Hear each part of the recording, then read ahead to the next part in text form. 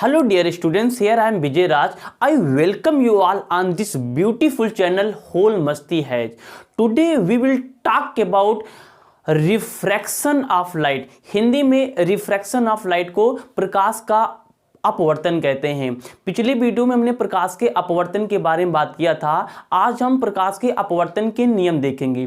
अगर हम प्रकाश के अपवर्तन के नियम की बात करते हैं तो नियम दो होते हैं। हम दोनों के दोनों नियम आज हम बात करने वाले इस वीडियो में। तो let's get started this video. चलो हम स्टार्ट करते हैं अपवर्तन के नियम। हमने आपको पिछली वीडियो में बताया था कि अपवर्तन होता क्या है। आज हम इस वीडियो में देखेंगे अपवर्तन के नियम के बारे में। तो सबसे पहले अपवर्तन के नियम पढ़ने से पहले एक बार हम बात करते हैं कि अपवर्तन होता क्या है, जिससे कि नियम समझने में थोड़ा सा आसानी हो जाएगी। चलो समझते हैं कि अपवर्तन होता क्या है। हमने मान लिया कि हमारे पास ये वाला वायु है, यहाँ पे वायु है, ये हमने वायु के पार्टिकल्स हैं, छोटे छोटे कण हैं। हमने इसे दिखा दिया कि हमारे पास क्या है, ये वायु के कण है। और वायु के नीचे हमने क्या किया है, एक कांच का छोटा सा टुकड़ा ले लिया है। ये हमारे पास क्या है, कांच का छोटा सा टुकड़ा है। कांच को हम लोग जो इसके अंदर के छोटे छोटे कणों से कांच मिलकर बना है, हमने इसको इससे दिखा दिया। तो अपवर्तन क्या कहता है, अपवर्तन ये कहता है कि ये हमारे पास वायु है, नीचे वाला हमारे पास, तो ये हमारे पास क्या है, कांच है। हम लोग लिख लेते हैं हमारे पास क्या है, कांच है। बहुत बढ़िया। अच्छा, पिछली वीडियो में आपको बताया था कि जो वायु होता है ना, ये हमारे लिए विरल माध्यम का काम करता है। ये हमारे लिए क्या है, विरल है। और कांच क्या होता है, सघन होता है। पिछली वीडियो में बात की थी, ध्यान से देखो उधर। तो हमने क्या किया, एक प्रकाश किरण ले ली। ये मान लो हमने क्या किया, एक प्रकाश किरण है। अब हमने एक प्रकाश किरण ले ली जो कि वायु माध्यम से होते हुए जा रही है। हमने आपको पिछले वीडियो में बताया था कि अगर माध्यम एक ही है, जैसे वायु हमारे पास यहां से लेकर यहां तक, जहां तक प्रकाश किरण आ चुकी है, हमारे पास माध्यम एक ही है। अगर माध्यम एक ही है तो प्रकाश कभी मुड़ती नहीं, मतलब कि विचलन नहीं होता है। लेकिन आगे हमारे पास क्या है, यहाँ पे कांच है।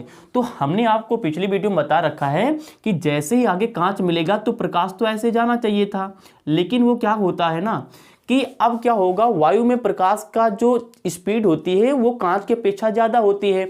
अब जैसे वो अंदर आएगा ना, स्पीड उसकी कम हो जाएगी। किसकी, प्रकाश की। ये जो हमने यहाँ पे किरण लिया है, तो स्पीड की वजह से क्या होगा, वो सीधा ना जाकर के क्या होगा, थोड़ा सा विचलित हो जाएगी। मतलब कुछ ऐसे क्या हो जाएगी, कुछ ऐसे हो जाएगी।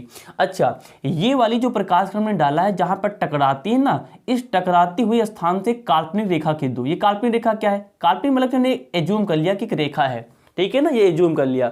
तो ध्यान से देखो, तो इसी घटना को हम लोग बोलते हैं क्या, अपवर्तन।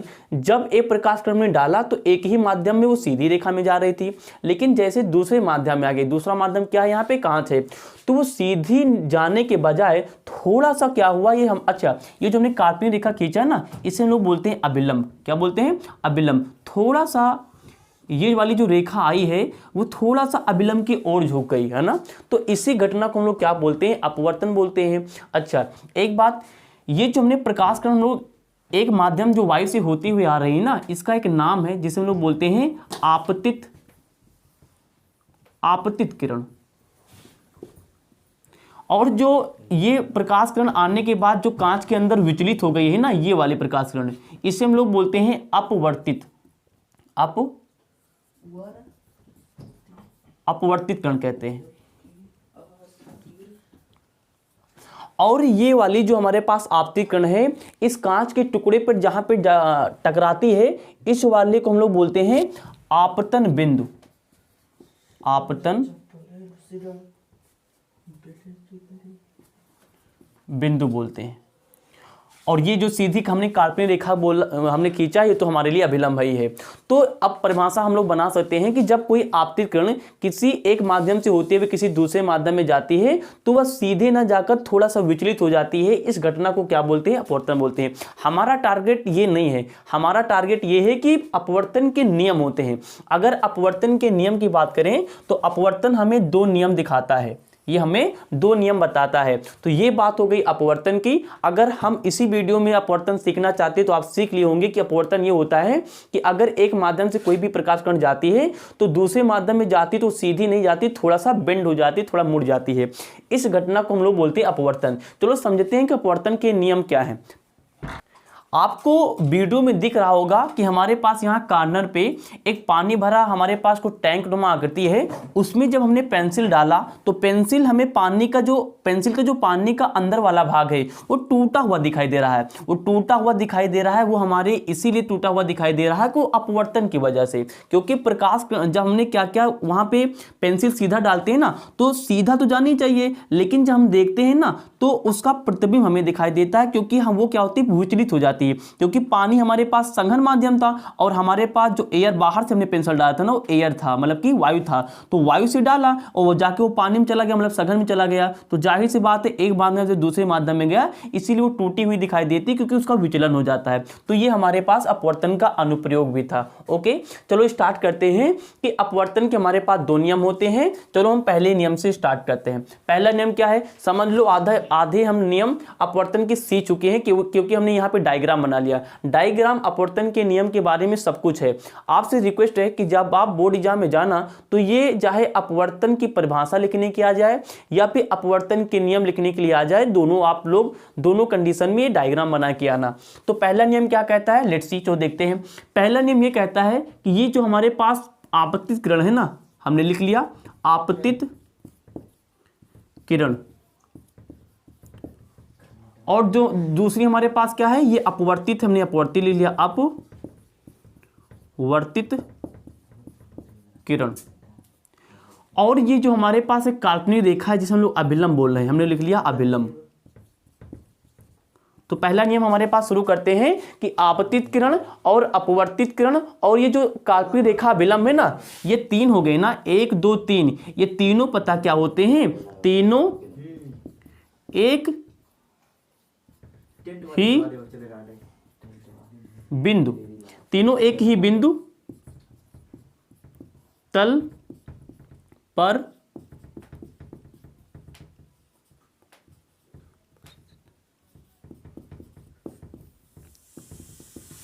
देखो इधर हम लोग देख लेते हैं पहला नियम क्या है। पहला नियम ये कहता है, ध्यान से देखो, तो ये हमारे पास क्या है, ये वाली किरण कौन है, आपतित किरण है। ध्यान से देखो तो आपतित किरण यहां पे आके हमारे पास टकराती है इस कांच के टुकड़े से। उसके बाद अपवर्तित किरण भी यहीं से शुरू हुई, देखो इधर ये अपवर्तित किरण थी ना, यहीं से शुरू हो गई। उसके बाद अभिलंब भी कहीं ना कहीं इसी वाले बिंदु से होके गुजर रहा है। तो यही हमारे पास पहला नियम है कि तीनों की तीनों जो चीजें होती हैं, आपतित किरण, अपवर्तित किरण, अभिलंब, एक ही बिंदु पर उपस्थित होते हैं। ये हमारे पास क्या है, बिंदु है। हमने वही परिभाषा लिखा है कि आपतित किरण, अपवर्तित, अभिलंब तीनों एक ही बिंदु पर, ये आपतित है, ये हमारे पास क्या है, अपवर्तित है, ये सीधी लाइन हमने जो काल्पनिक की हमारे पास क्या है, अभिलंब है। देखो ध्यान से, तो तीनों के तीनों इसी एक बिंदु से होते हुए जाती हैं। तो इसे हम लोग साइंस की भाषा में बोल देते हैं कि बिंदु है या फिर तल है, तीनों एक ही तल से जाती है। तो इसी को हमने बोल दिया कि अपवर्तन के पहला नियम है। जब भी कभी अपवर्तन दिखाने जाओगे, अगर आपतित किरण, अपवर्तित किरण तथा अभिलंब तीनों एक ही तल पे होंगे तभी वो अपवर्तन दिखा पाएगा, अदरवाइज नहीं दिखा पाएगा।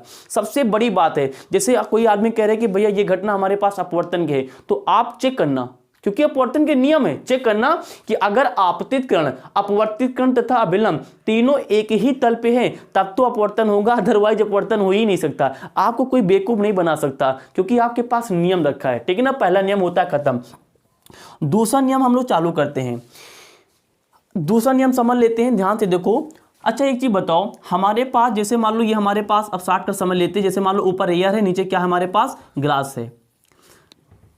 ऊपर वाला भाग हमारे पास एयर है, नीचे वाला क्या है, ग्लास है। ऊपर वाला जो एयर है इसे हम लोग क्या बोलते हैं, विरल बोलते हैं, विरल। और नीचे वाला हमारे पास क्या है, ग्लास है, मतलब कि कांच बोलते हैं।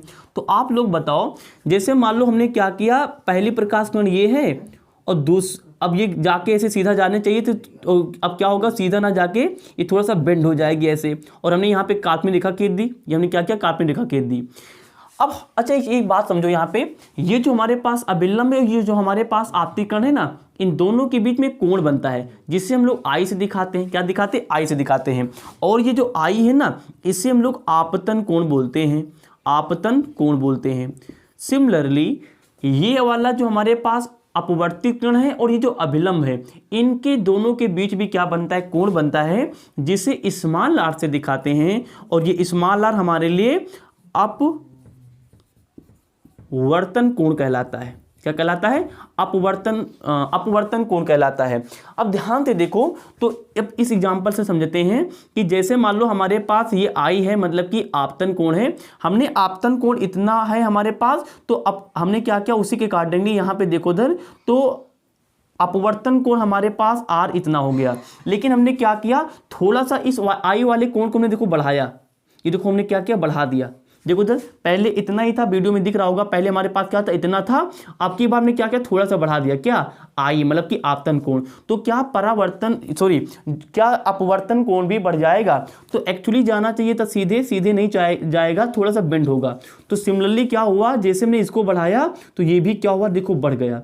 तो अब हमें प्रॉब्लम होगी कि आई का मान कैसे बढ़ाने पर आर कैसे चेंज होता है। तो इसी के संबंध को हम लोग क्या बोलेंगे, इसका सेकेंड नियम बोल देंगे। देखो सेकेंड नियम क्या कहता है, लेकिन ये घटना तभी होगी जब हमारे पास एक ही कलर की लाइट हो। देखो ध्यान से, जैसे मान लो ये हमारे पास जो हमने प्रकाश कण डाला है, ये आपको पता होना चाहिए, हमारे पास जो सूर्य से प्रकाश आती है ना, जैसे मान लो सूर्य है, तो सूर्य से जो भी प्रकाश कलर आती है ना, इसमें 7 कलर पाए जाते हैं।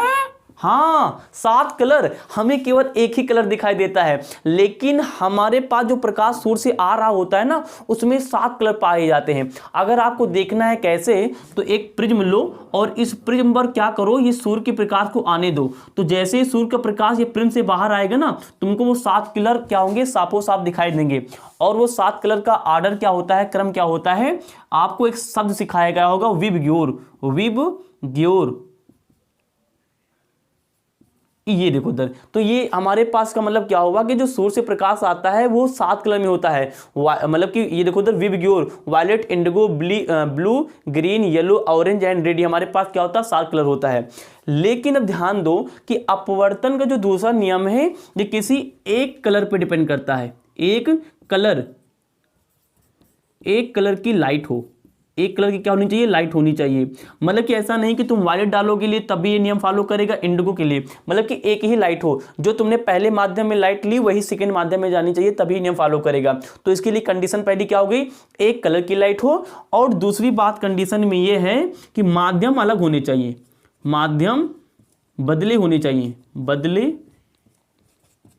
होने चाहिए, माध्यम बदली होनी चाहिए। ऐसा नहीं कि ऊपर एयर फिर नीचे भी एयर, अगर एयर हमारे पास ऊपर भी नीचे हो जाएगा तो एक ही माध्यम हो जाएगा। अगर एक ही माध्यम होगा प्रकाश तो सीधा निकल जाएगी ना। तो अगर अपवर्तन दिखाना है तो माध्यम बदले होने चाहिए। अगर ऊपर एयर है तो नीचे कांच है।